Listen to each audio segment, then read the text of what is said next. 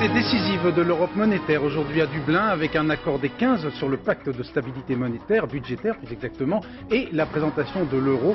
Les 12 milliards de billets circuleront à partir de l'an 2002. Hier soir à la télévision, Jacques Chirac a renouvelé sa confiance à Alain Juppé. Il a confirmé ses objectifs de réforme tout en déplorant le profond conservatisme de la société française. Invité du journal de France 2, Lionel Jospin, le premier secrétaire du PS, qui commentera les déclarations de Jacques Chirac qui a vivement critiqué hier soir les dernières propositions économiques et sociales des socialistes.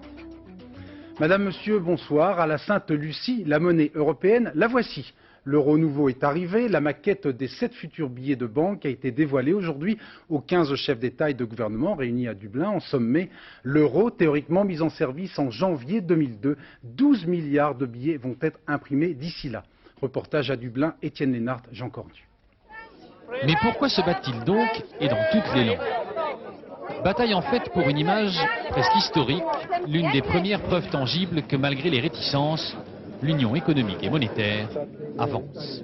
7 billets de couleurs et de formats différents pour bien les identifier, la taille augmentant avec la valeur de chaque billet.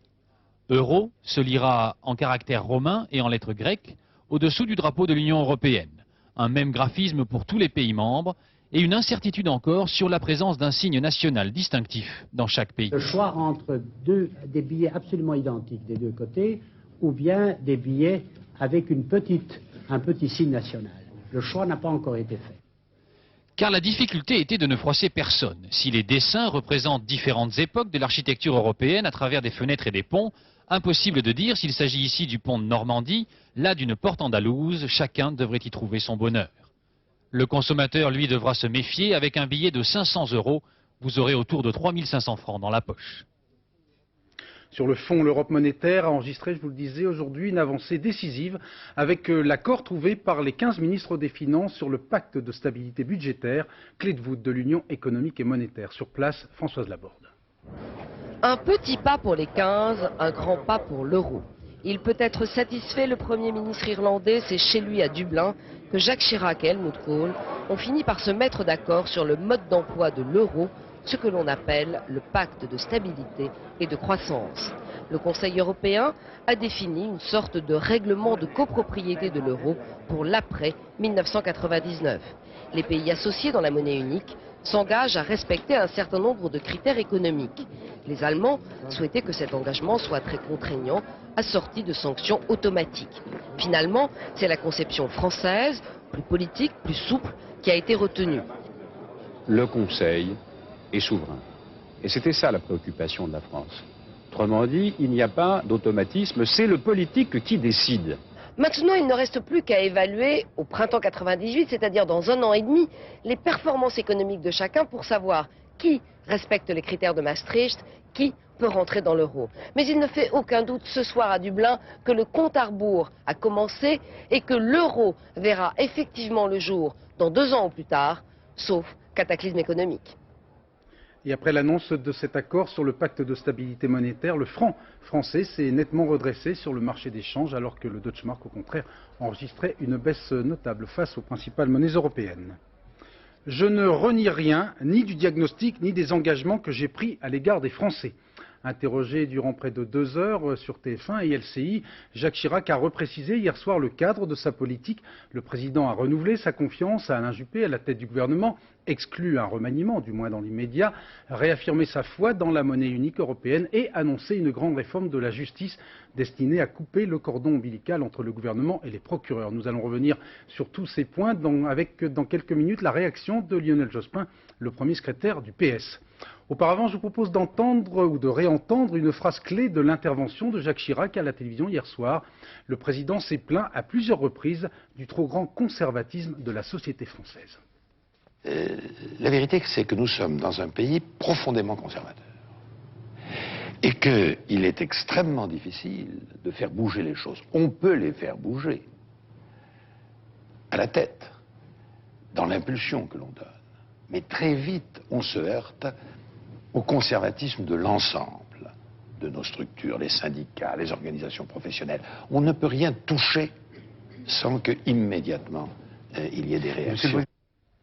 Le président du CNPF, Jean Gandois, se déclare totalement d'accord avec l'analyse de Jacques Chirac sur le conservatisme français. Ce n'est pas franchement le point de vue des syndicats de salariés qui renvoient au contraire à l'État la responsabilité des blocages. Sébastien Hubert et Rosen Kerlan ont recueilli les réactions des syndicalistes qui ont mené la récente grève des routiers ou celle de la SNCF l'année dernière.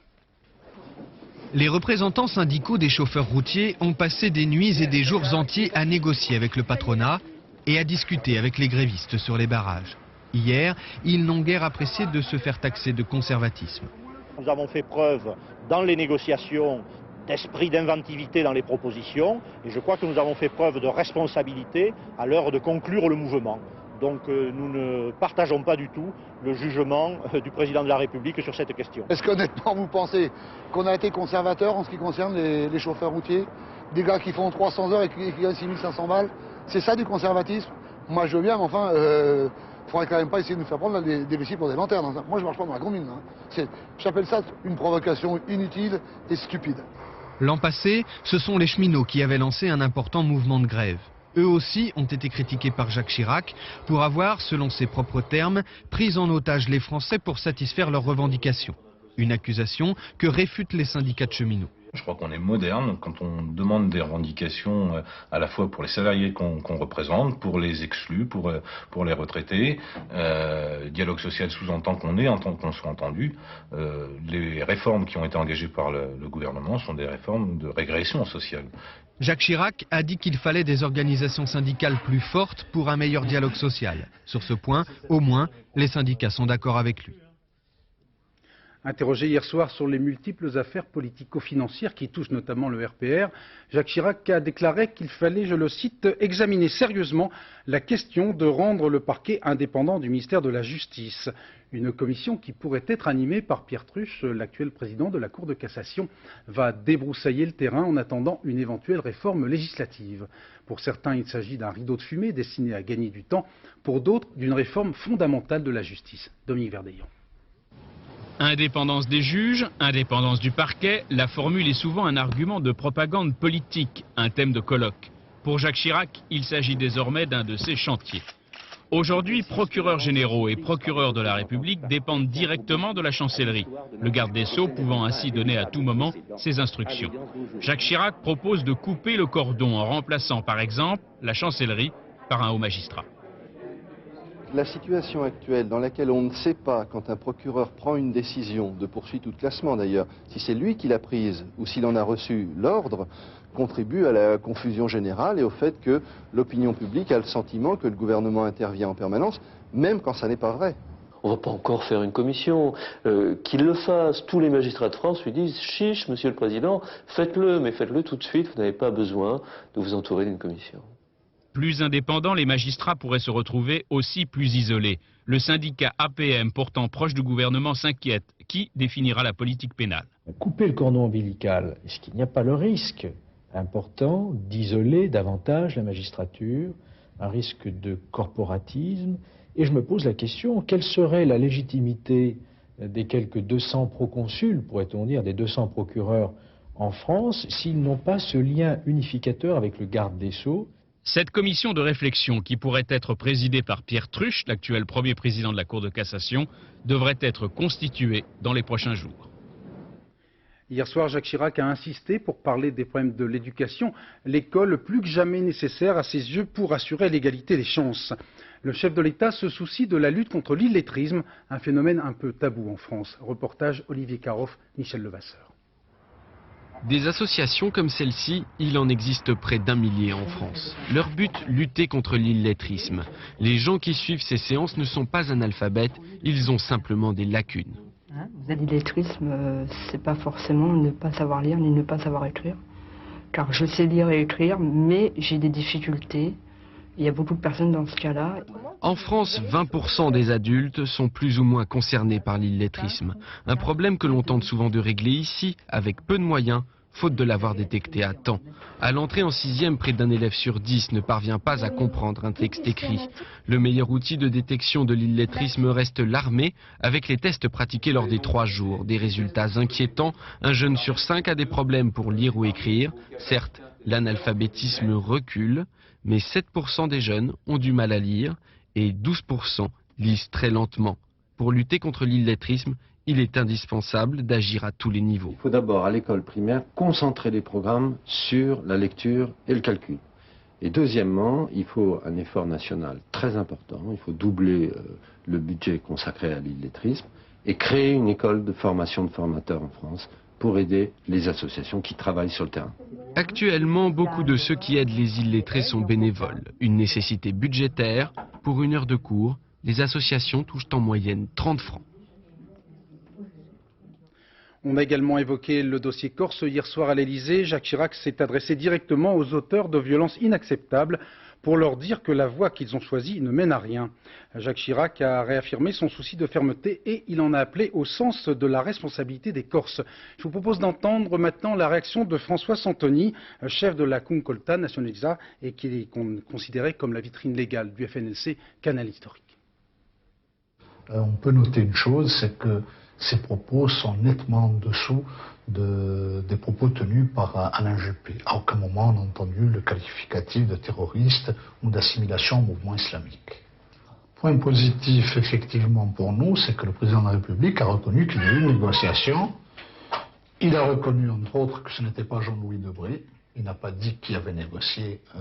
Je pense que en fait, la déclaration de Jacques Chirac n'a fait que corroborer mes déclarations à l'Est républicain. En ce qui nous concerne, nous restons toujours ouverts au dialogue.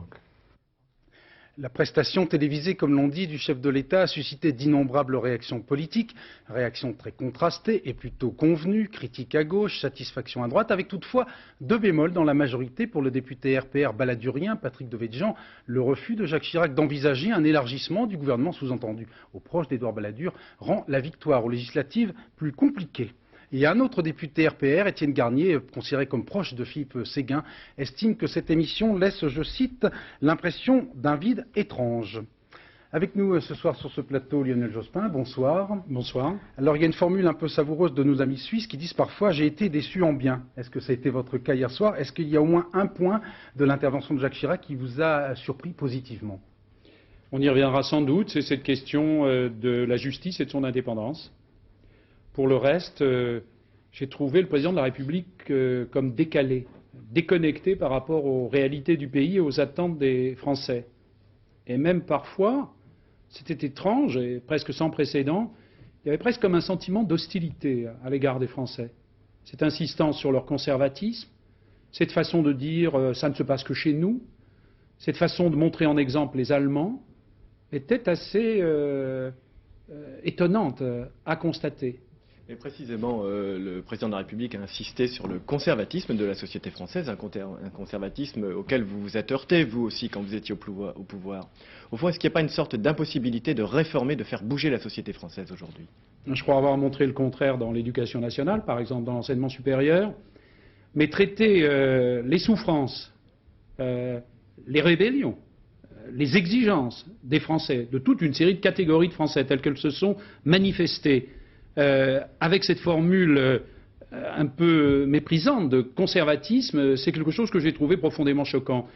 Les intermittents du spectacle, dont 3 sont en grève de la faim à Toulouse, par exemple, les hommes et les femmes de Moulinex que je voyais l'autre jour, près du Mans, les routiers, on entendait un routier tout à l'heure, qui se battait pour avoir pas travaillé plus de 70 heures. Est-ce que c'est vraiment du conservatisme ou est-ce que c'est le combat, par des voies démocratiques, d'hommes et de femmes pour défendre leurs intérêts minimums? Des gens qui ont des salaires faibles, des gens dont les statuts deviennent plus précaires. J'ai trouvé qu'il y avait un incroyable renversement de la part du président de la République. Lorsqu'on dit que la société française doit évoluer, qu'elle sait qu'elle doit évoluer, mais qu'en même temps un certain nombre de gens veulent maintenir leur statu quo, vous considérez que c'est un souci légitime de leur part de maintenir ce statu quo, de ne pas évoluer forcément? Mais attendez, il y a des hommes et des femmes qui se mobilisent actuellement, non pas pour maintenir un statu quo, mais pour changer leur situation. Parce que cette situation est insupportable ou difficile. Je pense aux jeunes qui ne trouvent pas d'emploi alors qu'ils sont bien formés. Je pense à des gens qui voient leur salaire bloqué depuis un certain temps. Je pense aux gens qui sont menacés, par exemple, dans le service public. Ça a été incroyable d'entendre le président ne donner d'exemple des entreprises publiques dans le secteur concurrentiel qu'autour de déficits. Pourquoi il n'a pas cité Ariane? Pourquoi il n'a pas cité Airbus? Pourquoi il n'a pas cité les TGV? C'est du service public concurrentiel. Et c'est des formidables fleurons de l'industrie française et de la technologie française. Donc, j'ai trouvé qu'il y avait un renversement hier. Moi, je croyais que l'élection présidentielle était faite pour que les Français élisent le président de la République.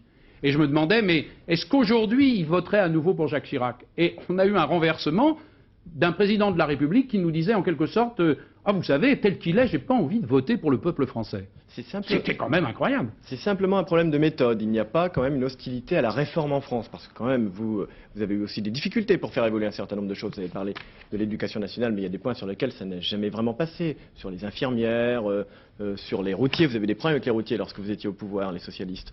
Et à ce moment-là, on a senti ces mêmes situations de blocage. Au fond, la réforme est-elle possible en France ?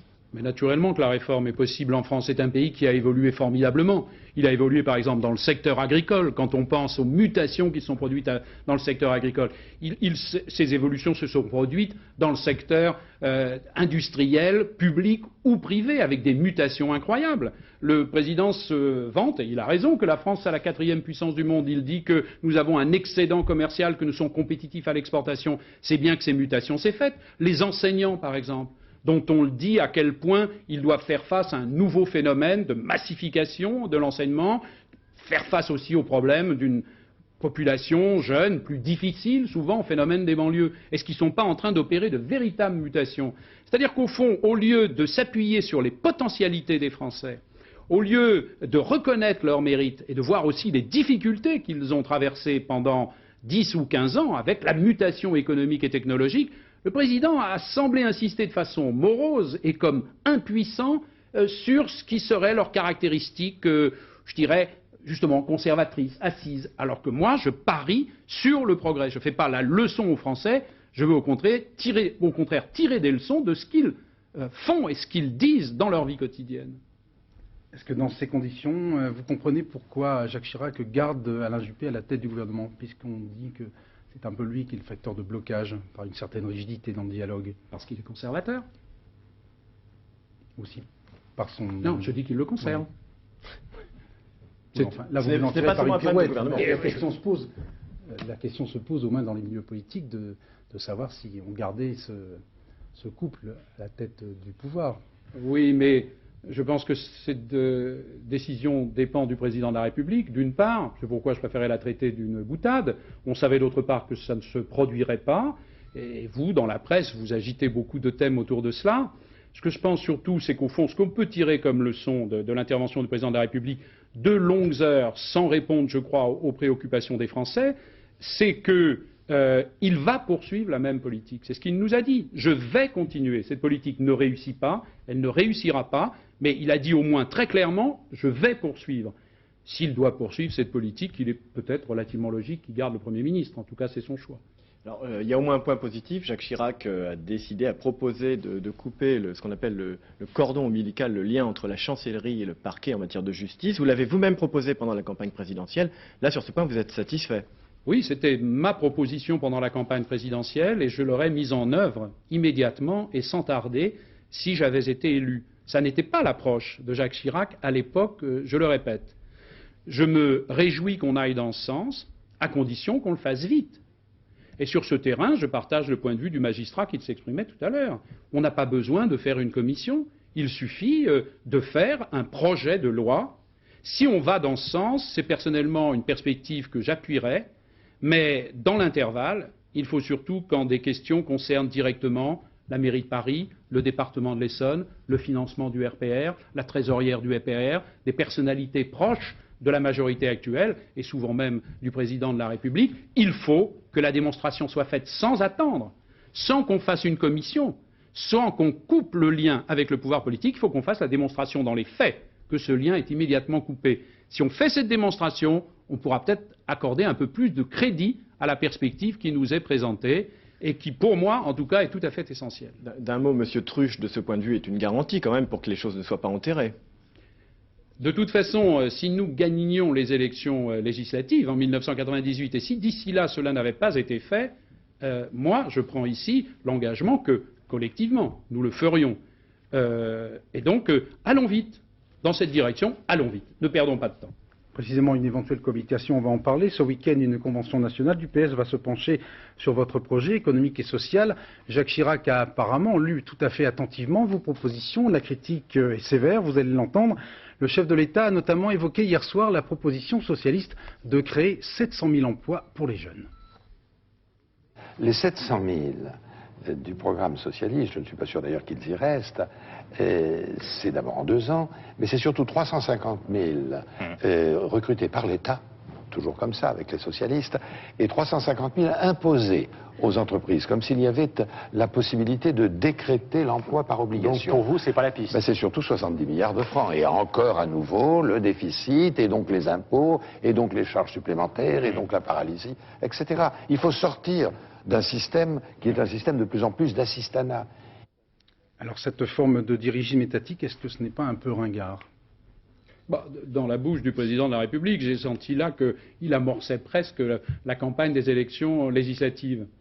Je crois qu'au contraire, l'intervention d'hier du président justifie tout à fait les propositions économiques et sociales que nous faisons, que l'opinion a commencé à entendre, qui ont intéressé l'opinion, et que nous finalisons, que nous adoptons au cours du week-end qui va se dérouler demain et après-demain. Alors précisément, vous proposez l'embauche de 700 000 jeunes en 2 ans. On parle d'un coût entre 60 et 70 milliards de francs. Comment vous financez une telle somme? Vous allez creuser les déficits?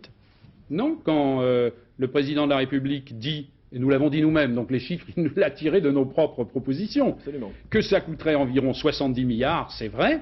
Nous avons dit que nous reprendrions des financements qui pour le moment sont accordés sans efficacité. Le Premier ministre Juppé l'a dit, M. Gandois, le président du CNPF, l'a confirmé, qui sont accordés sans efficacité pour l'emploi à des entreprises. Et donc, nous préférerons créer directement des emplois, plutôt que de donner aux entreprises des sommes qu'elles n'investissent pas finalement dans l'embauche. Et nous pensons surtout que ce programme est nécessaire pour montrer d'entrée de jeu à la jeunesse, aux familles, à l'opinion, qu'on lutte contre la désespérance, qu'on crée un effet de choc. Mais ça n'est qu'une mesure par rapport à une politique économique qui, elle, se déroulera ensuite dans le temps, c'est-à-dire se déroulerait dans l'espace d'une législature. Un mot sur les entreprises. Vous proposez une loi pour obliger les entreprises à embaucher 350 000 jeunes immédiatement, et dans le même temps, vous demandez est-ce qu'il y a une augmentation des salaires. Est-ce que ça ne va pas faire un petit peu beaucoup pour les entreprises qui, quand même, pour certaines, notamment les PME, sont parfois quand même en grande difficulté? Non, d'abord, ce n'est pas dans le même temps. Nous disons simplement, et de ce point de vue-là, le président de la République a oublié ce qu'il disait pendant la campagne, nous disons simplement qu'il faut remettre la question salariale au cœur des problèmes de la répartition du revenu en France. Nous savons tous que la part des salaires dans le revenu national a baissé de plus de 10 points au cours des 10 ou 15 dernières années. Nous ne disons pas qu'il faut augmenter massivement les salaires dans je ne sais quel Grenelle immédiatement. Nous disons que sur une période de plusieurs années, à partir d'une conférence annuelle des salaires, nous devons veiller à ce que les salariés aient leur part des progrès de la productivité, puisque chaque année, la productivité augmente. Oui, donc c'est un processus continu. Une loi d'embauche obligatoire, c'est quand même... Mais il n'y a pas de loi vieille recette. Vous reprenez ce qu'a dit Jacques Chirac hier soir, et c'est inexact. Cette discussion a eu lieu entre nous. À un moment, à un certain stade des discussions, il était envisagé que ce soit une disposition qui s'impose, et nous n'avons pas retenu cette proposition. C'est donc par la formule du contrat, en quelque sorte, par un engagement que cela se fera, et non pas en l'imposant aux entreprises. Bon tact. Un mot d'un débat qui est tout à fait d'actualité, qui inquiète un peu certains Français, la mise en place de la monnaie unique européenne. On l'a vu aujourd'hui à Dublin, il y a eu une étape plutôt décisive. Alors on ne va pas rentrer dans les détails du débat sur la parité franc-marque. On a parfois le sentiment que les socialistes font un peu le grand écart, pour schématiser, entre Jacques Chirac et Valéry Giscard d'Estaing. Non, justement, parce que Jacques Chirac est dans le conservatisme. Faute de définir une politique claire, il est en train de céder aux Allemands. Quant à M. Giscard d'Estaing, il nous propose d'aborder le problème de la discussion européenne ou de la discussion avec les Allemands en commençant par déprécier la monnaie nationale. Ce qui ne me paraît pas d'abord un signe de force et ensuite une bonne façon de poser les problèmes. Et nous sortons au contraire des deux mâchoires de ce piège. C'est-à-dire que nous disons, ce n'est pas en spéculant sur notre monnaie qu'il faut aborder les problèmes, ce n'est pas en cédant aux exigences des Allemands, c'est en essayant de définir avec nos partenaires européens les conditions de la réussite de la monnaie unique. Et nous disons, on en a les moyens politiques. Mais on en a les moyens politiques, bien sûr. Nous disons que d'entrée de jeu, l'Espagne et l'Italie, c'est-à-dire la pesetas et la lire, doivent être dans l'euro, de façon à ce qu'on ne soit pas dans un noyau étroit de pays dominés ou de monnaies dominées par le mark. Nous disons d'autre part que puisqu'on parle d'un pacte de stabilité, il faut parler d'un pacte de solidarité et de croissance. L'Europe ne doit pas se préoccuper seulement de monnaie, mais aussi d'emploi et de croissance. Nous disons, s'il y a une banque centrale, il doit y avoir un gouvernement européen, de façon à ce que les peuples contrôlent les banquiers. Et enfin, nous disons, si on veut poser le problème de la monnaie, ce n'est pas la valeur du franc par rapport au mark, c'est la valeur de l'euro par rapport au dollar. Et donc nous abordons au contraire les problèmes de la façon la plus réaliste et la plus utile qu'il soit, me semble-t-il. Sur le plan politique, au fond, vous restez quand même dans le cadre de la monnaie unique, avec toutes les contraintes qu'elle impose pour la France, vis-à-vis notamment de l'Allemagne, et c'est très contesté à l'intérieur du Parti socialiste, et notamment également à l'extérieur, chez vos partenaires communistes ou chez Jean-Pierre Chevènement. Est-ce que là, au fond, la gauche n'est pas en contradiction avec elle-même? Je ne le pense pas. J'ai entendu Jean-Pierre Chevènement dire que, d'une part, la monnaie unique, c'était un fait, qu'on ne reviendrait pas en arrière. Il demande un référendum. Et d'autre part, dire que l'essentiel était que l'Italie et l'Espagne soient d'entrée de jeu dans la monnaie unique. C'est la première condition que nous posons. Quant au Parti communiste, il a une sensibilité différente, mais les Français, au moment des élections législatives, choisiront entre les approches des uns et des autres. Mais vous allez gouverner avec lui, avec le Parti communiste, si vous arrivez au pouvoir. Nous n'en sommes pas là. Il faut d'abord que les Français décident de donner une majorité aux forces de progrès. Après, il sera toujours temps d'aborder les questions de gouvernement. Ne nous y croyons pas. Ce n'est certainement pas mon état d'esprit. Vous le savez, moi, j'aime avancer méthodiquement, prudemment et en tenant compte de ce que les Français pensent. Ça sera la dernière question, vous demandant une réponse brève. Justement, Jacques Chirac hier a été interrogé sur une éventuelle victoire socialiste. Il a répondu « tout est possible », ce qui est un petit clin d'œil quand on s'adresse sur TF1 aux Français. Est-ce que ce n'est pas un peu du masochisme de vouloir le poste de Premier ministre dans la conjoncture actuelle? Pendant 4 ans.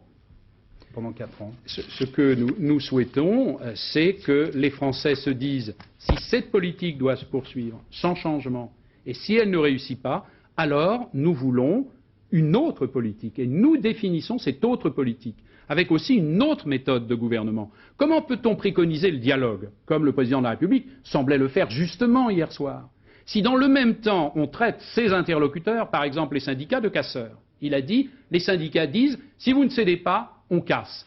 Alors, on ne peut pas dialoguer dans ces conditions. Au contraire, nous avons nos propositions économiques et sociales, nous les avons proposées au monde syndical et au monde associatif pour qu'ils disent, en pleine indépendance, ce qu'ils en pensaient.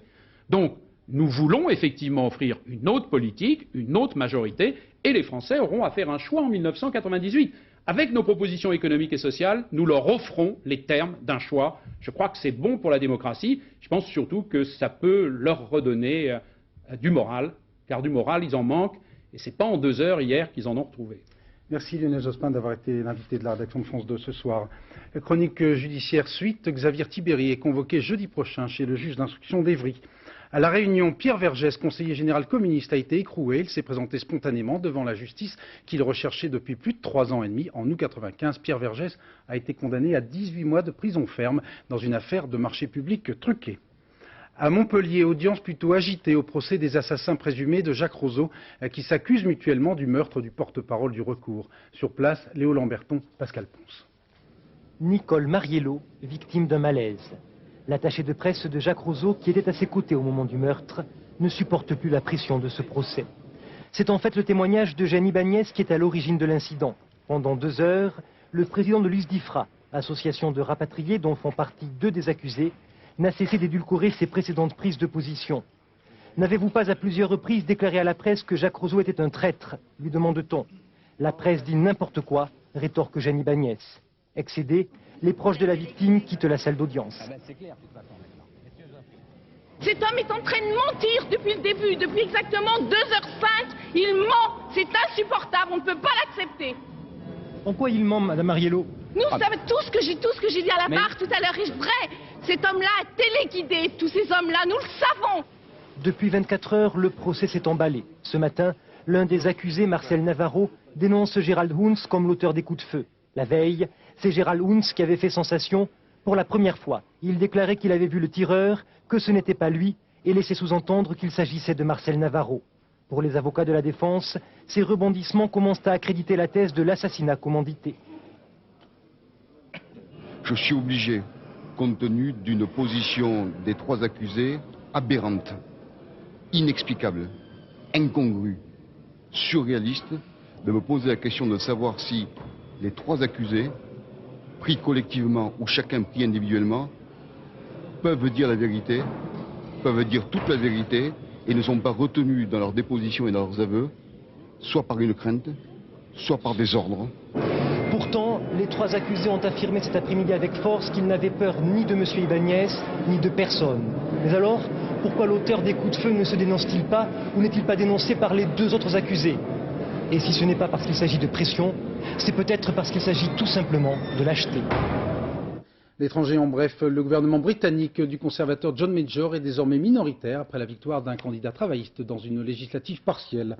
À Belgrade, Slobodan Milosevic propose à l'opposition d'engager le dialogue.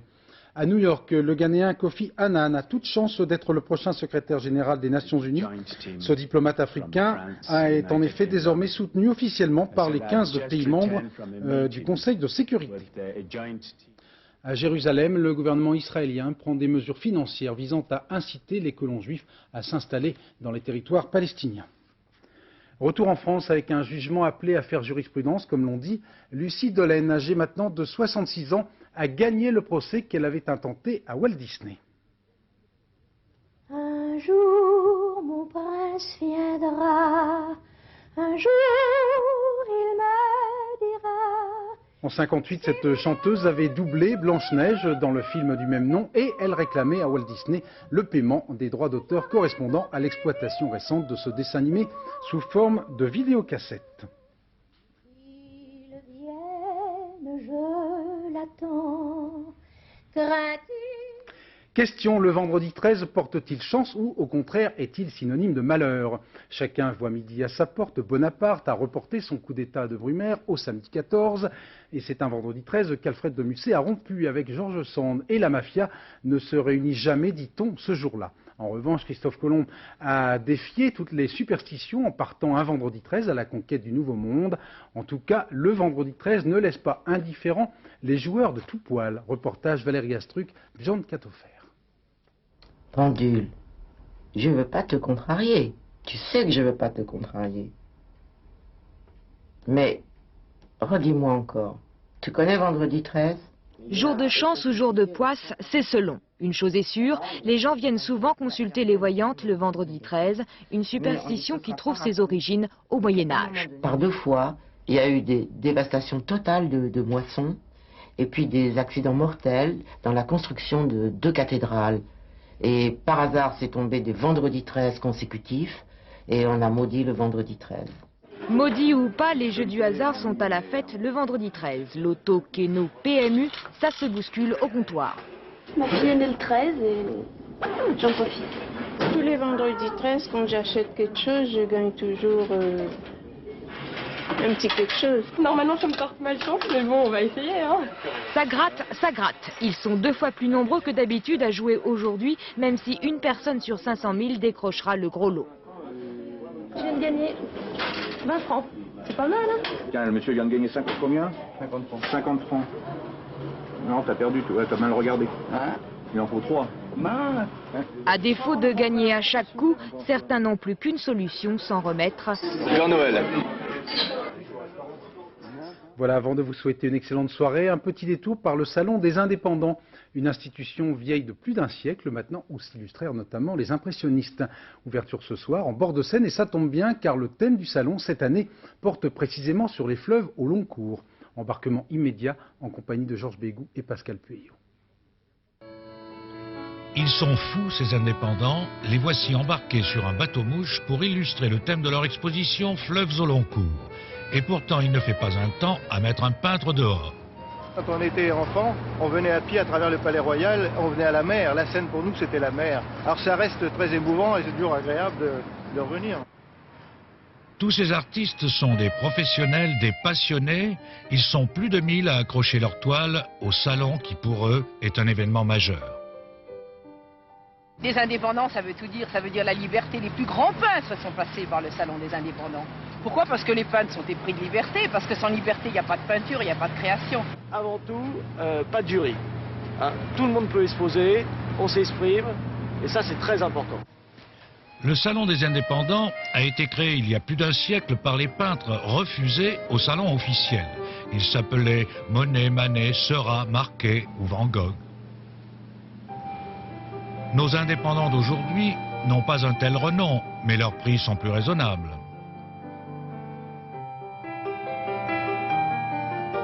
Les indépendants n'accueillent pas que les Parisiens, ils viennent aussi de province ou d'étrangers. Moi, arriver de ma province à Paris, c'est fabuleux, parce qu'en fait, on revoit Paris différemment, on voit les peintres différemment, enfin, c'est à une autre échelle. Je viens de Conakry, de la République de Guinée. Vous savez, l'Afrique, la peinture, c'était le dessin sur des maisons, dans la vie populaire. Mais la peinture sur chevalette n'était pas très connue. Alors maintenant, nous voulons faire connaître, alors donc on peint la vie populaire. La promenade des peintres s'achève au pont de l'Alma, tout près du Salon des indépendants qui se tient à l'espace Branly, au pied de la Tour Eiffel, jusqu'au 22 décembre. Vers 23h, flash d'information en compagnie de Florence Daucher avant le bouillon de culture, consacré ce soir aux légendes et superstitions. Demain à 7h, invité de Catherine Sellac pour Thé ou Café, la comédienne Marie-France Pizier. Le dicton du jour à la Sainte-Lucie, voici les éclaircies. Confirmation dans un instant avec Isabelle Martinet. Et puis le point route avec Patrice Drevet. Bon anniversaire à Henri IV, 443 ans aujourd'hui. Rendez-vous demain 13h et 20h. Excellente soirée, merci.